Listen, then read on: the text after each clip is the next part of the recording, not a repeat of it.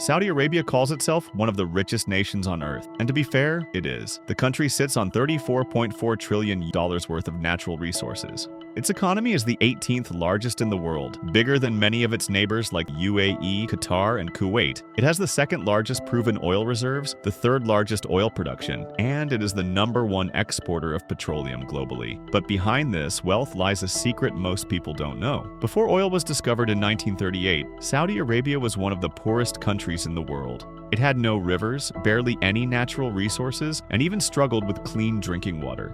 Oil didn't just make Saudi Arabia rich, it created the nation's entire identity, its government, its power, and its place in the global economy. And today, that identity is collapsing, because for the first time in history, the world is moving away from fossil fuels. Major economies are shifting toward clean energy, electric vehicles, and climate commitments. In 2024, oil and gas still made up 22.3% of Saudi Arabia's entire GDP, a dangerously high number when the world is trying to move beyond oil altogether. And this is where the real story begins. Saudi Arabia knows that if it doesn't change now, its entire economy could collapse in the next few decades. So it has decided to take the biggest gamble in its history. A gamble so enormous, so expensive, and so risky that it could either transform Saudi Arabia into a futuristic superpower or bankrupt the kingdom entirely. This is the story of why Saudi Arabia is betting its entire future on one dangerous idea. Saudi Arabia's grand vision for the future was nothing short of revolutionary. A futuristic city stretching 170 kilometers across the desert, powered by 100% renewable energy, home to 9 million people, and poised to redefine urban life for the 21st century. This was The Line. When Crown Prince Mohammed bin Salman announced The Line back in 2021, it wasn't just a new city proposal. It was a bold vision for the future of urban living. Imagine a city stretching 170 kilometers long, but only 200 meters wide. Picture two sleek, mirrored walls rising 500 meters tall, cutting through the desert like a giant blade. This isn't your typical sprawling city. It's designed to house 9 million people, about a quarter of Saudi Arabia's population, all living in a place where cars don't exist and streets are a thing of the past. Instead of spreading out, The Line stacks everything vertically. Homes, offices, schools, parks, all within a short 5-minute walk. Getting from one end to the other, an ultra-high-speed transit system will zoom you across the entire 170 kilometers in under 20 minutes. But The Line isn't just futuristic, it's ecological. This city is powered entirely by 100% renewable energy, tapping into a massive 4-gigawatt solar and wind power setup. And it's part of a larger vision called Neom, a sprawling development of 26,500 square kilometers where 95% of the land will remain untouched, preserved for nature. Around The Line, Neom includes Oxagon, a floating industrial hub focused on advanced manufacturing and circular economy; Trojana, a mountain resort offering skiing and adventure sports in year-round cool climates; and Sindala, a luxury island destination on the Red Sea. Together, these projects form the heart of Saudi Vision 2030, a massive push to diversify the kingdom's economy away from oil and towards technology, tourism, and sustainability. The Line also hosts a futuristic green hydrogen plant, producing 600 tons of clean hydrogen daily, which will power not just the city but contribute to global energy markets. Economically, Neom is projected to create 380,000 new jobs and add $48 billion to Saudi Arabia's GDP by 2030. So, The Line isn't just a city, it's a $1 trillion bet. A statement that Saudi Arabia is ready to lead the world into a new era of sustainable, high-tech living. But here's the catch. When Saudi Arabia unveiled its ambitious Vision 2030 back in 2016, the world was a very different place. At that time, oil prices were comfortably sitting around $100 a barrel, a golden era for the kingdom's oil-dependent economy. This steady revenue stream gave Saudi Arabia a robust financial cushion, fueling confidence to dream big and to spend even bigger. Plans like The Line and Neom, along with other giga projects, were backed by seemingly unlimited resources, promising a transformation on a scale never seen before. Central to this bold vision is the Public Investment Fund, Saudi Arabia's sovereign wealth fund, one of the largest in the world. As of 2025, the PF manages assets estimated at over $700 billion, pouring billions into projects at home and abroad, from futuristic cities to global technology companies. The PIF's mandate is clear: Diversify the kingdom's economy away from oil dependence and build a sustainable future. But the scale and ambition come with risks, and in a world where oil prices are no longer a given, those risks are becoming more pronounced. Fast forward to today, and the picture has shifted dramatically. Since 2022, oil prices haven't reached those triple-digit highs again, and global energy markets are more volatile than ever. Despite efforts to diversify, oil still accounts for roughly 22% of Saudi Arabia's GDP,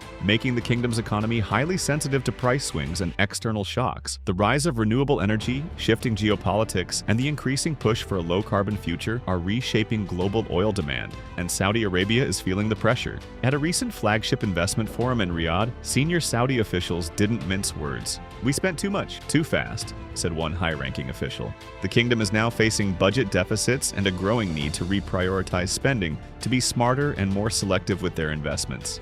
That financial squeeze means mega projects like the Line, which rely on long-term, visionary investments and cutting-edge technology, are now under intense scrutiny. The PIF, despite its massive portfolio, is under increasing pressure to deliver quicker, tangible returns. As the kingdom's primary engine for economic diversification, the fund must balance bold, transformative projects with the need to stabilize the economy and satisfy investors. And that's a tough ask for a project designed to unfold over decades, pushing the boundaries of urban innovation and infrastructure. So, while the Line remains a beacon of ambition, Saudi Arabia's leadership is recalibrating, balancing visionary dreams with fiscal reality. Because in a world where oil prices fluctuate and economic pressures mount, pragmatism is the new priority. By late 2025, a stark new reality has emerged about the Line. Originally envisioned to house up to 9 million people within a sleek, mirrored 500-meter-tall ribbon slicing through untouched nature, the Line's ambitious scale has been dramatically scaled back. Current reports confirm that the development will now be built only on a much smaller scale, just a few kilometers long, designed to accommodate around 300,000 residents. That's a staggering reduction in size, down by nearly 2 orders of magnitude. But why does this matter so much? The original vision wasn't just about length, it was about pioneering a completely new approach to urban design and engineering. Building a city that stretches 170 kilometers in a perfectly straight line presents unique challenges that are fundamentally different from conventional urban projects. For one, the structural engineering hurdles are immense. The mirrored walls, designed to rise 500 meters high and shield the city, must withstand relentless desert sandstorms, intense thermal expansion caused by extreme temperature swings, and even seismic activity in the region. Any small miscalculation could lead to catastrophic failure over such an extended structure. Next, the logistical demands of delivering essential services, water, electricity, waste management, and high-speed transit along a narrow, linear corridor stretching over 170 kilometers are unprecedented. Unlike a traditional city that fans out in all directions, the Line requires highly efficient, continuous systems that can operate seamlessly across vast distances without bottlenecks. Another challenge lies in urban livability. Creating walkable neighborhoods, comfortable microclimates, and green spaces at such a scale requires innovations that have never been tested before, from advanced climate control technologies to energy-efficient building designs that support millions of residents living within a slim, vertical footprint. But perhaps the most dramatic shift in the Line's story isn't the shrinking size, it's the exploding cost. When Neom was first announced, Saudi Arabia projected a price tag of around $500 billion, already one of the most expensive urban projects in history. But as designs evolved, engineering complexities mounted, and construction demands skyrocketed, internal estimates have ballooned far beyond anything publicly acknowledged. Recent financial assessments suggest the full cost of Neom, including the Line, Oxagon, Trojena, and supporting infrastructure, could reach up to $8.8 trillion.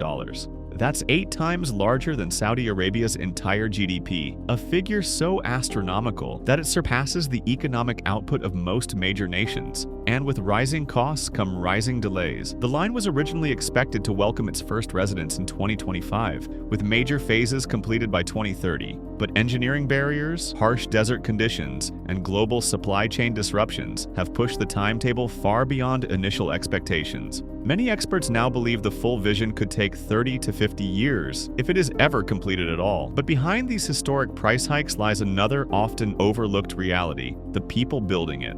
Tens of thousands of migrant workers from Nepal, India, Bangladesh, and Pakistan are laboring in extreme desert heat that regularly exceeds 45 degrees Celsius. Reports describe grueling hours, isolated worker camps, dangerous construction zones, and mounting pressure to meet impossible deadlines. Human rights groups have raised alarms over poor living conditions, withheld wages, forced relocations, and limited medical access, conditions that mirror long criticized labor practices across the Gulf, amplified now by the scale of Neom. Saudi Arabia's economic challenges are unfolding amid one of the most profound energy transitions in modern history. Over the past decade, global demand for cleaner, renewable energy has surged dramatically, reshaping the entire energy landscape. Take electric vehicles, for example. In 2010, worldwide sales were just about 1 million. By 2024, that number has skyrocketed to over 20 million, reflecting a rapid shift toward cleaner transportation alternatives. Governments across the globe are implementing stricter emissions regulations and offering incentives to accelerate electric vehicle adoption, pushing automakers to innovate at an unprecedented pace. The International Energy Agency, IEA, forecasts a landmark event: peak oil demand, the point where global oil consumption reaches its highest level before permanently declining, could arrive as early as the late 2020s, potentially before 2030.